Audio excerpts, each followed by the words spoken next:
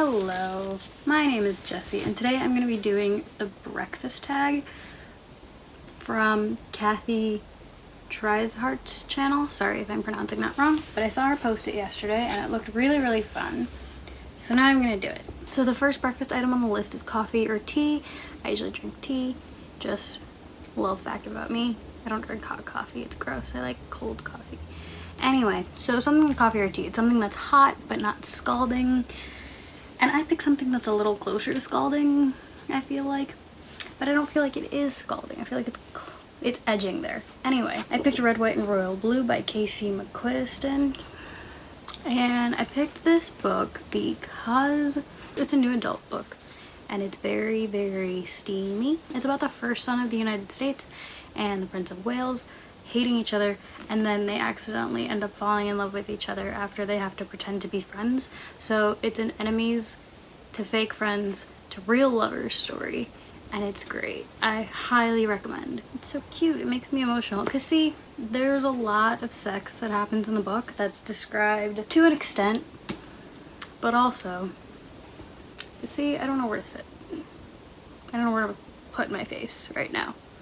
Anyway, yes, there's a lot of sex that happens in this book and it's only described to an extent, but it's also very emotional, and I feel like that's what cools it down. That's what makes it less scalding than it would be otherwise, that they're in love. It's great. The next item is a bagel, something that's so good you can forgive the plot holes, and I spent a lot of time thinking about this. I couldn't think of any book that I specifically remember as having plot holes, so I went with Again But Better by Christine Riccio. And this book doesn't have plot holes per se, but it does have a part where the plot shifts fairly dramatically because there's a sort of fantastical element in this book that's not, the seeds aren't planted, it's not hinted at previously, and it doesn't come up again later because this doesn't come across as a fantastical type of book.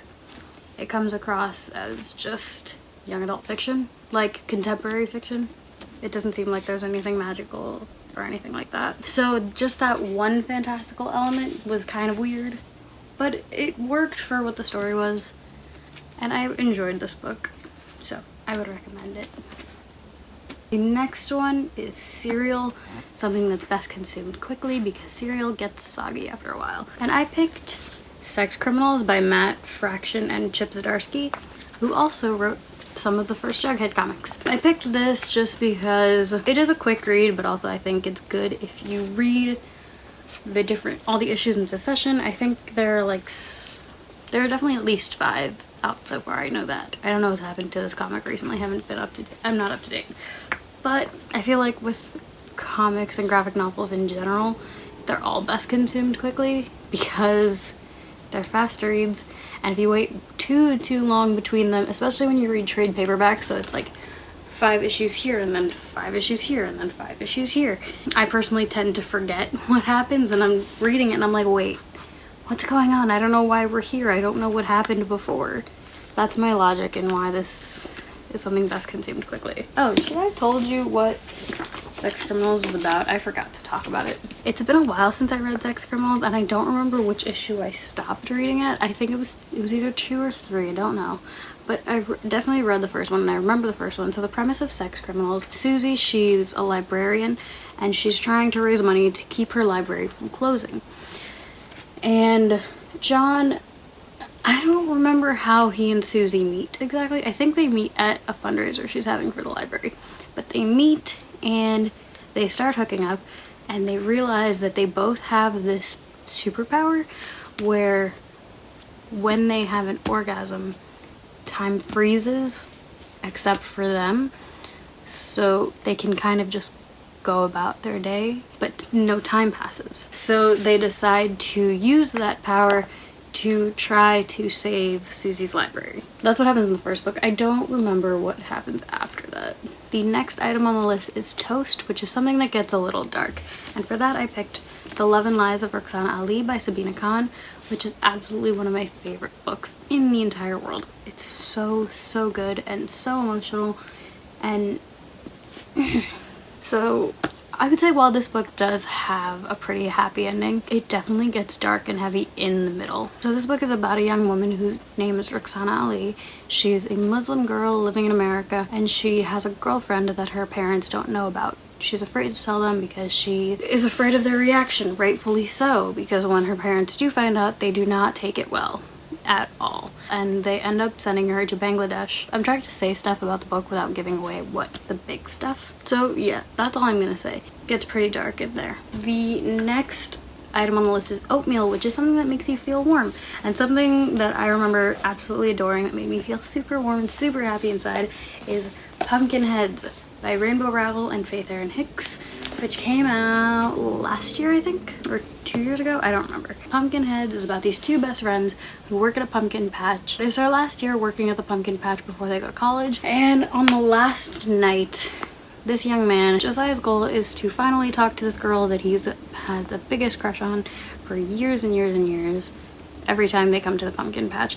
And Deja's goal is to taste and try all of the different snacks and see all of the different sights and things they can at this, what is it called? Yeah, they call it the patch. It's like a pumpkin patch and a carnival type thing because they have all these different things. It's not just picking pumpkins. It's just so much fun, and it's so sweet. And also, fall is my favorite season, so the theme and like all the images just make me feel so happy and so like comforted. This book is like a blanket for me. It just wraps me up and makes me feel nice. And there's no part that I remember specifically making me feel sad or anything. Pumpkinheads is my oatmeal. It makes me feel warm inside. The next item is juice. So it just pick your favorite juice and then pick a color or a book based off that color. I picked orange juice because I'm a basic bitch. And orange juice obviously is orange, so I picked When Dimple Met Rishi by Sandhya, Menon, which is one of my favorite books, and I have talked about it many a times, and I feel like I tell everyone about this at every chance I get. When Dimple Met Rishi is a story about two teenagers who meet each other and find out that they're arranged to be married. Dimple is not okay with this. She's vehemently, I say vehemently, but I'm not sure if it's pronounced that or if it's pronounced vehemently. Whatever. She's super against this arranged marriage. She doesn't want a boyfriend. She doesn't want like marriage to be her top priority. It is not high on her list at all because she wants to be a career woman. And she's like, hi, there's more to me than just being somebody's wife. And Rishi is his parents' oldest son, and he wants to do everything he can to please his parents regardless of how it makes him feel. He's very ready to marry Dimple simply because they want him to, not even considering how he necessarily feels about her. But then they end up falling for each other. And it's very sweet, and very cute, and we love it. The next item on this breakfast list is Egg or Tofu Scramble, which is a memoir, and I picked Talking as Fast as I Can by Lauren Graham, who plays Lorelai, one of the titular characters in the popular television show Gilmore Girls, which is one of my favorite shows in the entire world. I absolutely adore it. So this is Talking as Fast as I Can, everything from Gilmore Girls, from Gilmore Girls to Gilmore Girls and everything in between. The original network run of Gilmore Girls from 2000 to 2007, and then the revival that happened in 2016. Thank you, Netflix, for giving us that. I just finished listening to the Gilmore Girls run of the Gilmore Guys podcast. I haven't started the Bunheads part yet, but oh my god, that made me so emotional. And I read this book like as soon as it came out, and I was so excited. And I don't typically read memoirs. I think this is like the first one I ever actually read and got through. In this book, Lauren Graham talks about what it was like to be on Gilmore Girls in its original run, and then what it was like to go back and watch the episodes and see herself, and then what it was like in parenthood, and what she does when she's not acting and stuff, how she wrote her first book, Someday Maybe, which I also read after this. And then she talks about what it was like to come back to do the revival, and it was very emotional, and I enjoyed it. After that, the next item is fancy pastries, you know, croissants. That's it. I've just been thinking about chocolate croissants a lot this week, and I really want one. So fancy pastries, a genre you don't always read, but when you do read it, you love it. And I was gonna go with mysteries for that originally, and my book was gonna be One of Us is Lying by Erin mcmanus, but I can't reach that right now because I'm not getting the ladder to reach it. So I went with another book that is actually fantasy, and I don't typically read fantasy, but this is one of my absolute favorite books in the entire world. I was obsessed with it when I read it, and that is Serpent and Dove by Shelby, which is about a witch named Lou and a witch hunter named Reed who are forced to get married to save Reed from losing his job basically as a witch hunter, which is like serious for him. It's important, he needs it. So they have this sort of public spectacle that forces them to get married, and they absolutely despise each other.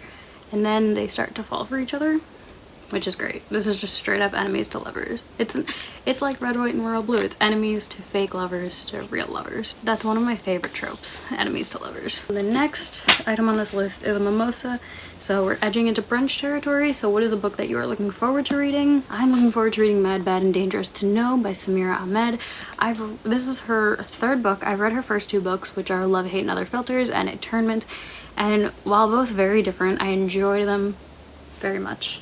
Samira's first two books are about Muslim girls living in America and their different experiences with those lives and with xenophobia. And they come at them in very different ways. Mad, Bad, and Dangerous to Know, I don't know exactly what it's about. I do know that it's an alternating time. I do know that this book, though, has an alternating timeline between a young woman now and a young woman 200 years ago. Echoing across centuries, Layla and Qayyum's lives intertwine, and as one woman's long-forgotten life is uncovered, another is transformed. Hashtag write her story. The last item on this list is Breakfast for Dinner, a book of your choosing, and a breakfast item you love. For breakfast, I absolutely love waffles. That's one of my favorite things in the world. And sometimes my mom used to take like walnuts and put them in the waffle batter. Oh my god, it was amazing. The book of my choosing is Time of Our Lives by Emily Wibberly and siegemund-broka. I'm very sorry if I'm pronouncing those wrong. I read their first two books, Always Never Yours and If I'm Being Honest, which is a retelling of Romeo and Juliet from Rosalind's point of view, and Taming of the Shrew, respectively.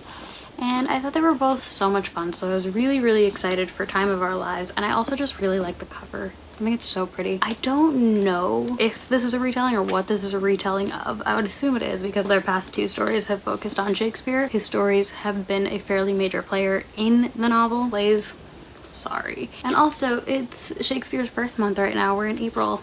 I'm April. We appreciate everything you have done for us. Even if I don't understand your language, it's fine. It's great. I read the sleeve the other day. Don't remember what it's about.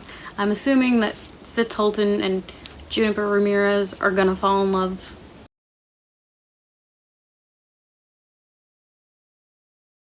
Okay, so Fitz wants to stay close to home or stay at home because his mother is sick and he wants to take care of her, and Juniper is so over her family and she cannot wait to get as far away from them as possible when they both start college separately. But then they meet each other and something happens. I don't really know. I think this is going to be another enemies to lovers story because it says they are at odds from the moment they meet. You know I love me some at odds from the moment they meet. I'm also really excited to read this book. So I just used this topic for another mimosa book. And that was the breakfast tag from Kathy. I will link her channel and video down below. This was fun. I had a good time doing this. I liked it. If you have read any of these or if you're looking forward to reading any of these, let me know. So that's all I have for this video. And I will see you all soon. Bye.